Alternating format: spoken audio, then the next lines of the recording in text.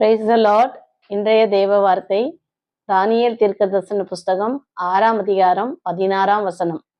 அப்பொழுது ராஜா கட்டளையிட அவர்கள் தானியேலை கொண்டு வந்து அவனை சிங்கங்களின் கெபியிலே போட்டார்கள். ராஜா தானியேலை நோக்கி, நீ இடைவிடாமல் ஆராதிக்கிற உன் தேவன் உன்னை தப்புவிப்பார் என்றான். நாம் நம்முடைய தேவனை இடைவிடாமல் ஆராதிக்கும் போது எல்லா ஆபத்துகளுக்கும் நம்மை விலக்கி அவர் தப்புவிப்பார் என்பதை இன்றைய வேதவசனம் நமக்கு சுட்டி காட்டுகிறது. ஆகவே பிரியமான தேவ ஜனமே, கர்த்தருடைய பிள்ளைகளே, நீங்கள் ஆராதிப்பதை முக்கியத்துவம் கொடுங்கள்.